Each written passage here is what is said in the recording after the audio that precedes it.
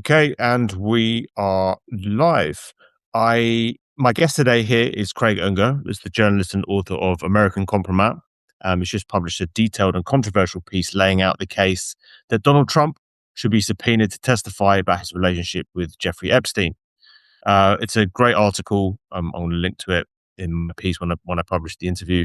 But the article pulls together a large body of public records, emails, FBI documents, sworn testimony, and decades of allegations to argue not just that Trump was socially connected to Epstein, but that there were serious unanswered questions about what he knew and when. We're going to dig into that. But first of all, Craig, hello. If you are watching the band, if you're a band subscriber, please make sure you subscribe to Craig's Substack. Craig, what's your Substack? It's called Craig Unger, so Easy to remember. easy to remember. Yeah. But Craig is a legendary journalist and written some excellent books, particularly the stuff on Russia, I'm going to get you back in on this, Craig, and we're going to talk about Russia and why Trump is a Russian asset. But that's for another, another chat. But the piece that you just published, it was a great title, "The Dog That Hasn't Barked: What Did Trump Know About Epstein's Girls?" So let's dig into that. Um, what is the strongest single piece of evidence, not the accumulation, but one item that you think justifies subpoenaing Trump? Well, I mean, in a way, it's the whole thing, but in fact, the title comes from an Epstein email, and of course, he stole it from a famous Sherlock Holmes episode in which the great clue was that the dog didn't bark, and therefore the dog must have known who the intruder was. And Epstein refers to Trump as the dog that hasn't barked. That is, he hasn't talked at all, but he clearly knew about the girls. And Epstein says it not just in that email, but in several other emails. And some of them are in discussion with the author Michael Wolff. But there's absolutely no question that Trump knew what was going on. He told New York Magazine in an interview before Epstein was really busted that, oh, he's been good friends. This was in 2002. He said it, that he'd been good friends with Epstein since 1987 for about 15 years. And he enjoys girls, and, quote, a lot of them are on the younger side. I mean, it seemed like he was having a bit of a laugh there, noting that, I don't think you would have said that if they were 25 or 30-year-old women. These were really 15 and even younger than that. Wow. So are you arguing that Trump likely committed crimes or that he likely had knowledge of crimes, which are kind of different thresholds, I guess? Well, I think he certainly had knowledge of crimes. He seemed to be aware of it. But, one thing that's always true about Trump is it seems one of his greatest skills is what in legal terms is called willful blindness or deliberate blindness. That is, he doesn't ask the obvious question because he knows the answer. And if he asks, you can prove that he had knowledge of it. But even if you, it's also, he says it again on that famous birthday card that was revealed by the Wall Street Journal, which he denied that it existed. He's now suing the Wall Street Journal, or Dow Jones, which owns it, for $10 billion. And of course, the birthday card surfaced when the DOJ released it. So the Wall Street Journal reporters clearly did their job well. It's a ridiculous lawsuit, but it just shows how Trump is involved in a massive, massive cover up. So if Trump had been fully cooperative with investigators in 2006, as some accounts suggest, how does that fit into your broader thesis? Well, I think there is a lot, by the way. Uh, there are so much in those emails that are revealing about Trump, and I think the most explosive one concerns a woman named Katie Johnson, who many years ago did in 2016 did go to court against Trump, and she backed out at the last minute. It's unclear exactly what happened. Many people have suggested that she received threats or that she was paid off, but she had been, uh, uh, uh, she had been deposed by the FBI, and the FBI later called her back three more times. And I guess this is the most explosive recent um, discovery, is those three additional letters. I mean, it's important because the FBI just doesn't interview someone on a whim, and they don't keep calling them back one, two, three, four different times. So they clearly thought she was at least somewhat credible, and she is the one who said that. And again, she's under oath that Trump. You can be prosecuted if you're lying to the FBI. But she said that Trump forced her face down into his crotch to give, oral sex, and she bit him. She bit his penis. So that's sort of extraordinary stuff. And, it's very interesting that it's among the stuff that the GOJ first refused to deliver to Congress. And it's only after it came back again and again that they finally have started delivering it.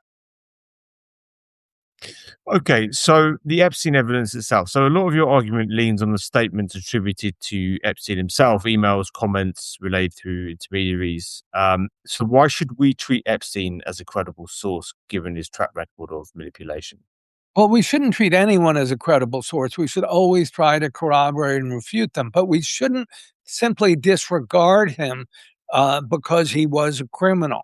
I mean, this is sort of standard procedure in the Justice Department, or at least it was before Trump took it over, which is you often have to hear out criminal.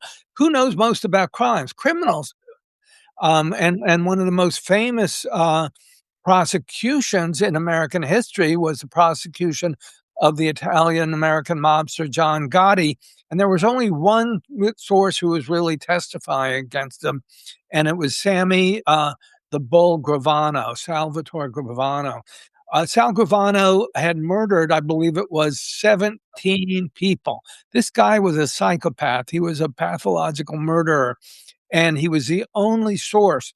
But when he testified, enough of it could be corroborated that Gambino was, in fact, convicted. And anyone who has seen Law and Order or any American cop show knows what it's like when the prosecutor tries to get a criminal to turn state's evidence. I mean, that's someone who's inside, and obviously Epstein. We're talking about the Epstein operation, and who no one was inside it more than Epstein himself.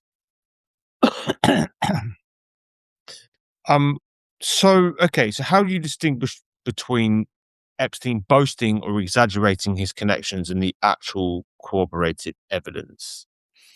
Well, I think in terms of his relationship with Trump, there are thousands of photos of them together. I mean, they're those famous photos. I believe it was in 1992. The NFL cheerleaders were at a party, and you see Trump and Epstein carousing. And Trump says online, you can read on video rather, you can read his lips. Wow, she's hot, and it's obviously. Trump and Epstein are each other's wingmen, and they're out in pursuit of some hot babes, and that's what's going on.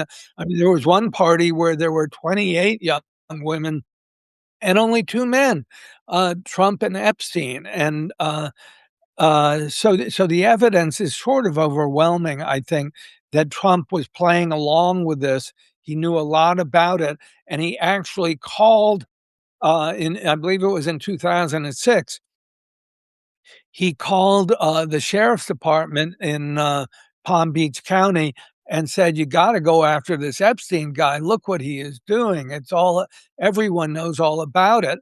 And Epstein himself, in his emails to Michael Wolff, the author says, of course Trump knew. He knew everything about it. He is the dog that hasn't barked. Okay, so the on the of course he knew email, what independent evidence supports that claim beyond Epstein's own assertion? Wait, which email? I'm sorry. The The, of course he knew email.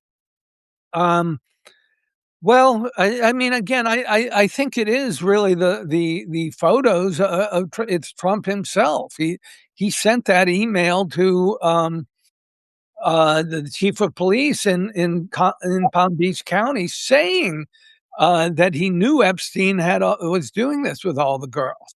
I mean, so Trump himself corroborates Epstein's, and he does it in writing, not in writing, rather, it was a verbal conversation with the chief of police in Palm Beach County, and it ended up in the FBI files. Okay. All right. So look, let's you compile a long list of allegations against Trump, but only one, E. Jean Carroll, has been tested in court. So how should an audience weigh unadjudicated claims alongside a sort of alongside legally established findings? Well, it's the only one that was fully adjudicated, but there are other women, and it goes back to I only included if there were women who there were women who were willing to swear under oath, under penalty of perjury. You know, it's if you've been raped or sexually assaulted in some way, most women don't want to talk about it at all. It's considered a moment of shame, but to do so under oath when you have Mm. penalty of perjury, to me, that raises the bar. It's just not what it's more than just one solo allegation. And as I say, in my piece, I have 27 of them. I don't think for a moment that all of them are lying. Some of them may fall by the wayside, but I've not included women who are not willing to go under oath and who just made uh, and assess. And also, you have the pattern with Stormy Daniels, with Kelly McDougal, of women with whom he had sex who are being paid off to keep quiet about that. That is under oath. That was adjudicated in addition to the the the other case. So really, there's a pretty rich history there. So, what standard of evidence are you applying here? Is this kind of journalistic plausibility or something closer to legal sufficiency? Well, I think it's closer to legal sufficiency because when you have women testifying under oath, I mean that's more than just talking to a reporter. You, especially if they're speaking to the FBI, that woman Katie Johnson in her 4 interviews with the FBI, she could be prosecuted if she were lying. Why would she do that 4 times in a row? What does she have to gain for it? No one is paying her. She this was these were discreet, off the record interviews by the FBI. They were not public, at least not until the Epstein's File Act came about. So I don't see there's anything for her to gain by it, and you can see this again and again in virtually all of the 27 episodes I cite. Okay, so let's talk about Trump's relationship with Epstein. So, what do you define by that? So, lots of powerful people have had social or business ties to Epstein, but what makes Trump's relationship kind of meaningfully different from the others in that orbit? Well, for one thing, they were buddies in the sense that I mean, I don't know if Epstein described Trump as a wingman, but the guys who went to parties or bars looking for women together, and they did that constantly for at least a period of 15 years. It's also I think if one thing I've been looking at in Epstein is another piece I wrote in my Substack, but Epstein had and Trump, I mean, I think it's important to look at the world of offshore money because it's a world. It's almost like another country. It's a world with 60 billion. Uh, uh, I'm sorry, I lost my video here. Um, it's it's a world with um, um, $60 trillion, as much as $60 trillion is on this offshore world. And if you look at who are the most powerful people in that world, it's people like Vladimir Putin and Donald Trump. And Epstein also plays an extraordinary role in that world as well. So there's a lot of money laundering going on in that world. And if you look at Epstein's operation, they are now said to be as many as 1,200 girls involved. I Wow. mean, that is an enormous operation. The idea that it was simply Epstein and Ghislaine Maxwell is ludicrous. It takes there he had 5 or 6 residences all over the world, in Paris, in New York, New Mexico, Palm Beach, and on his island. Uh, so all of those houses were fully staffed. The women and young girls needed to be housed. They needed passports.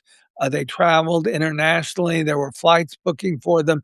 He had private planes that needed to be fueled. So this was a big time operation.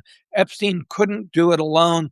And Trump obviously was very much aware of it. He said it again and again, whether it was to New York Magazine or to the chief of police in Palm Beach County. And the idea, he's in the files at least 38,000 times. So the idea that he is not being interviewed, I think, is obscene. And maybe some of these allegations are false, and in truth, probably some of them are, but I don't think all 27 of them. And the truth of the matter, Trump denies everything, full stop. He just said, no, no, no, it didn't happen. But, do a deep dive, and he really doesn't respond in any detailed way to the accusations. Is there any evidence that Trump directly participated in Epstein's trafficking operation? Well, it certainly seems as though he was with the young women and the girls. I mean, again, I go back to this the issue of Katie Johnson and Trump. Said it again how young they are. He has things that are highly suggestive about Epstein on the birthday card. Epstein enjoying a special secret. Isn't it nice to have a little secret? And I mean, you can use your own judgment in saying what that secret is, but I think it's fundamentally different to accuse someone of maybe extramarital sex, or well, Epstein wasn't married, um, or having an illicit affair is one thing, but it's Mm. quite another to say it when you're talking about 13 and 14-year-old girls. That is pedophilia. That is a crime. And when you look at Epstein's operation, I titled my book American Compromise. We are talking about compromising materials, and all of Epstein's rooms. And all of his residences had secret video tapes going on. What do you think he's doing with that material?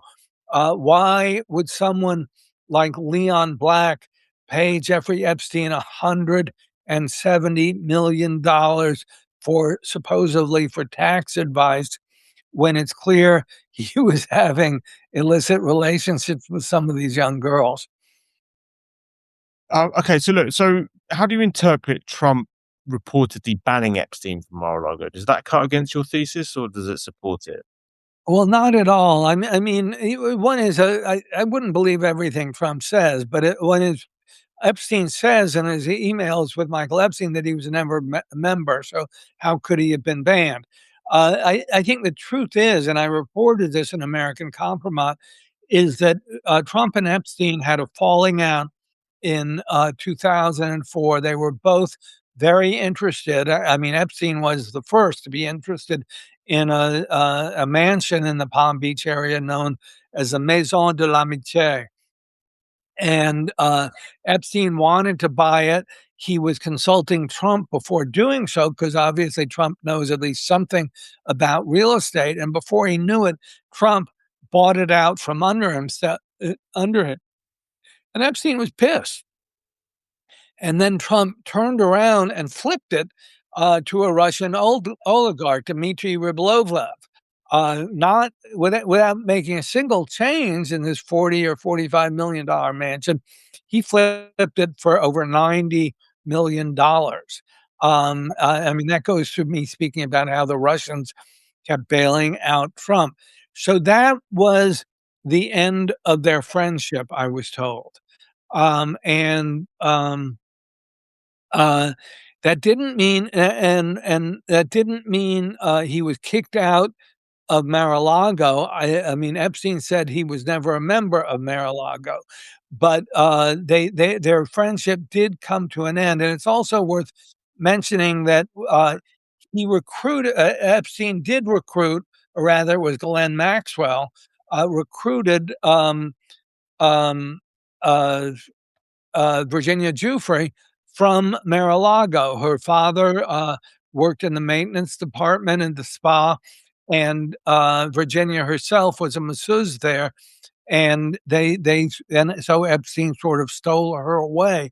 But it's hard to believe that's the reason for their fight. And Epstein sort of came up with it. I mean, rather, Trump sort of came up with it after the fact. But I'm not sure I believe him. Okay, so look, let's talk about the missing piece, what we actually know and don't know. So this is key, and you want what's the single biggest gap in the public record right now? Well, I think, I mean, if you wanted to seriously investigate this, how do you do it without subpoenaing Donald Trump? Now, I have to say, and I say it in my article, that that's very, very unlikely to happen.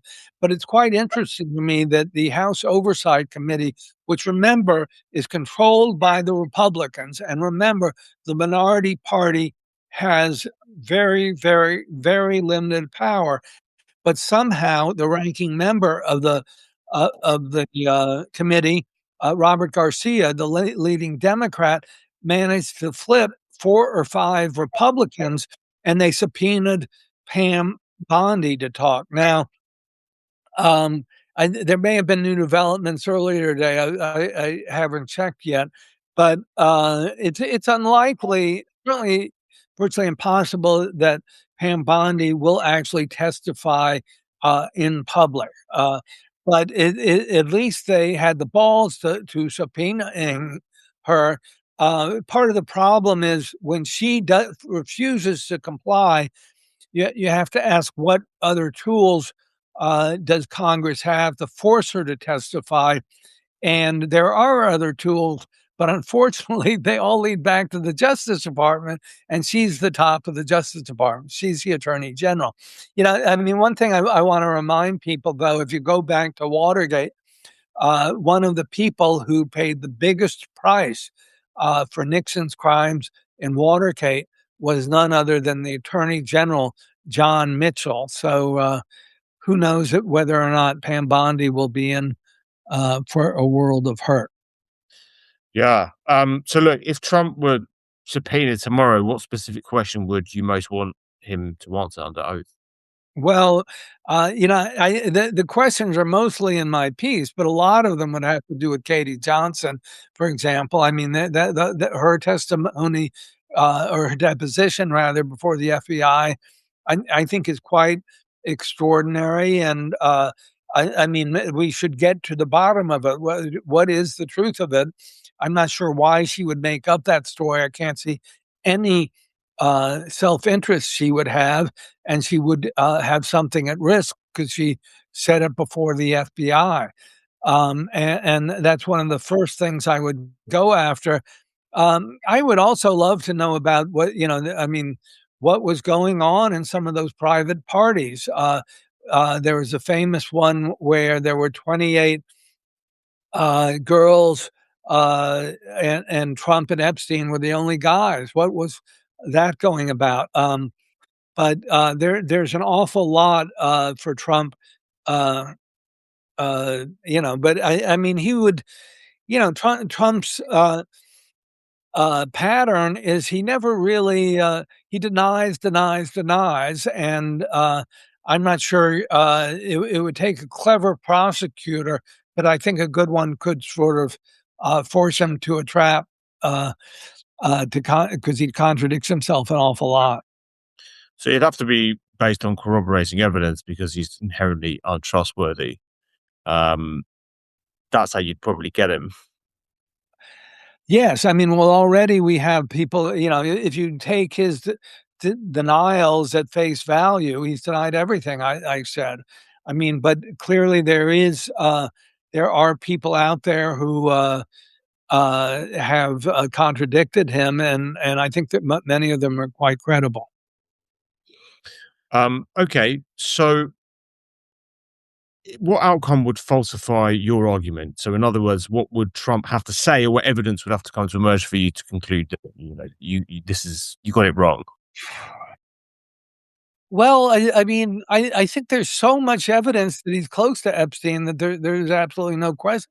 I mean, you have thousands and thousands of photos. Many of them are videos. In the presence of these young girls. We don't have.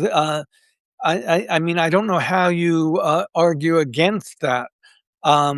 So I mean, that's part of, if you go through my article and I have 20 or 30 links to the sources in the article, look at them. I mean, they back up what I'm saying. That's documented evidence, and much of it is testimony sworn under oath in various court cases. Some of it's just photos taken at these parties. I think, one of the things Trump has done is he's fostered a culture in which the question is, who are you going to believe, me or you or your lying eyes? And we see things happen in front of us, and he denies that they're happening. And I think that's the case with this again and again and again. And you want to know who were when people talk about Jeffrey Epstein's clients. I'm not sure exactly what they mean. Does he mean people who are having sex with his girls? Is that what it's about? Well, if you look at um, my article, there are several dozen accusations about it, and I find it hard to believe that all of them, these young women, or they're not so young anymore, um, just came out of the woodwork spouting lies. So, what would Trump's legal? If you were Trump's lawyer, what what would you advise him to say? I'd advise him not to testify, and that's what he's doing. I mean, his lawyer, who now resides somewhere in the sky, is the late lamented Roy Cohn, who was sort of the iconic, um, you know, uh, Gaslighter? yes, he was. But his advice was Not yet. deny, deny, deny, attack, attack, attack, and that's what Trump has been doing throughout his entire presidencies. Okay, Uh, so look, let's bring it back to the you know realpolitik, right? So this only happens if Democrats take the House. Um, so it is a possibility they can force Trump to be subpoenaed, right? They can. Well, it's a remote possibility. It certainly will not happen if they don't take the House. If they take the House, I think they will try to do it, and it's unlikely they will succeed. But you're going to have a back and forth legal drama ensue, and I suspect, would love to know what the end game is for Donald Trump, and I don't think it's going to be he serves out this presidency peacefully and moves on to another one. Both the issues with Epstein is one of these issues that creates a fissure in MAGA, and it's widening and widening and widening. So we had Marjorie Taylor Greene say, "Wait a minute, you were going to come out on the side of the victims and open up all the Epstein files. We have to open up the files."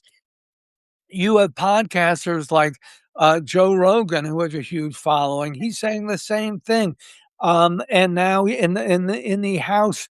Um, oversight committee, 4 or 5 Republicans defected.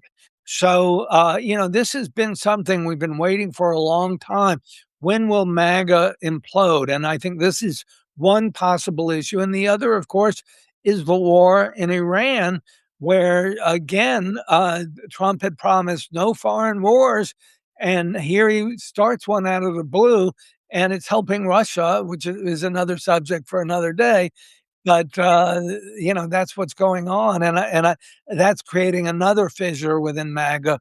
So as the midterms approach, Trump is going to have to deal with this, and I don't know the way out of it for him. It seems like an unsolvable puzzle. Maybe I'm wrong, but I don't know what he can do to shut everything down. I mean, my thesis has long been that Trump is not going to go anywhere in 2028 at all. This is not, it would be suicide for him to do this because the ramifications of leaving office are potentially devastating. I know, you've got they've changed the way that presidents are now able to commit crimes without any punishment, but the Democrats are going to go for him in the midterms, no doubt about it. And if they can shift the Supreme Court, he might be in a world of legal trouble afterwards, potentially in civil cases as well. So my guess is that he doesn't, what we're looking at is a slow motion coup on the way towards some form of dictatorship. I don't know, like this is people call me hysterical and say that I've got Trump derangement syndrome, but I don't see how he could. This goes so deep, the crimes that he's committed, particularly with the Epstein stuff. Do you think do I have Trump derangement syndrome? No, you don't. But I'm looking at a shorter deadline, which is the midterms in 26, because Trump knows very clearly if the Democrats win the House, and they may even win the Senate at this point, basically his presidency is over. He won't be able to do anything, and he's going to find that impossible. So, you know, uh, the question is what happens before then, because right now the polls look really, really bad. And I think the damage done by the war in Iran is going to continue right up through the midterms. I mean, even if he got out tomorrow, it looks like the rising price of oil is going to hurt the economy for at least the next 6 months. So, what's he going to do about that? And we've seen various strategies on his part, like the massive redistricting in Texas. But so far, I mean, thanks to Gavin Newsom doing the same thing in California, that hasn't helped him a bit. And he's going to come up with all sorts of strategies. I mean, one can easily imagine the voting booth surrounded by ICE, Yeah. people or things like that. I don't make predictions because I don't know exactly what he's going to do, but he's going to do something because the just having a free and fair election means he's going to lose. Yeah, of course. I mean, and you see a longer danger from 2028? Yeah, but things are moving. I feel like Steve Bannon famously said, "Flood's a zone," and my zone is flooded. That's for damn sure. So it's hard to follow every goddamn scandal going around. I mean, Part this of his strategy, though, right? The part of the strategy is there are so many scandals, so much chaos that it's impossible to keep track of them all and to pin the guy down on anything. Absolutely. And there's also the fact that since they control the Justice Department, they are shutting down prosecutions. And I think it's a habit of the New York Times and the legacy media is only to cover things when there's a legal prosecution going on. Well, excuse me, there's a lot to be done about Donald Trump that is never going to be prosecuted. And it's the job of the press to pick it up. If Pam Bondi is subpoenaed as doesn't show, that doesn't mean we stop investigating her. That means we should do it even more so and really double our efforts. Okay, so why do you think the mainstream media hasn't pursued this more aggressively? Given the sort of volume of material you cite, this is seems like a fairly airtight case that you've put forward. What look, this is what? Why is no one else touching this? Yeah, I've been in the so-called mainstream media. I've been in the media for over 50 years, and they call it the legacy media. Legacy is a word you use for dead people. And it's sad and it's sort of pathetic, but the mainstream media is not what it used to be. And when I started out in journalism, one big story could change everything. I remember being in college when Seymour Hersh broke the My Lai massacre. I remember when the Pentagon Papers were released, when Watergate happened. And in each of those cases, you had just one or two reporters doing a big explosive story that totally overthrew our uh, our assumptions about what America was all about. Our heroic reporters were actually doing things in Vietnam that were like the Nazis, massacring hundreds of children, all at once. And that was very, very hard for Americans to believe. But at the time, we all shared the basics same set of facts, which we no longer do. And everyone seemed to be outraged, and it changed the course of history. And it took time, but it eventually led to the end of the Vietnam War. Today, we don't have it. Our, our media has been atomized. When I got out of college, there were 3 TV channels.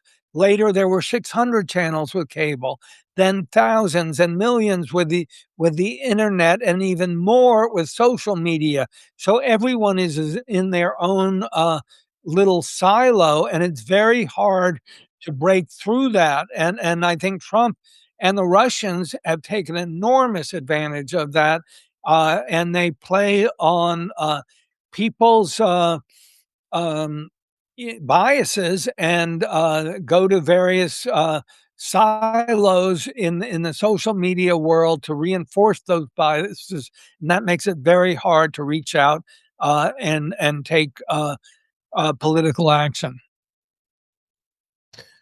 Well, look, I'm going to leave it on that note. There's a lot of stuff, a lot to digest there, Craig. Thank you so much for doing this. I really appreciate it. We're going to go. We talked a bit before this, but we want to do another one, another like to talk about the compromat and to talk about what the Russians have on Trump, and why you think that he is, in fact, a Russian asset. Is something that I share too. Um, but we'll do that hopefully next week if you have the time. Um, so look, Absolutely. I'm going to leave a link to your Substack in the piece that I publish. But where can people find you, Craig? It's on Substack. If you just search for my name, Craig Unger, that's it. I have my own website at craigunger.com. And, I've been writing on Substack for a few months now, and but I'm just starting out, and I'd love it if people would subscribe. I don't have a paywall up, so get it while you can. And, I'm in the early stages of growing it, but I'd love to get some more subscribers. Yeah, everyone, please do that. Please make sure you subscribe to Craig's Substack. It really is worth it. He's one of America's best journalists. Um, Thank you so much, Craig, for doing this, and we'll be back again to do another one soon. Well, thank you, Ben. I enjoyed it. Okay, take care. Bye.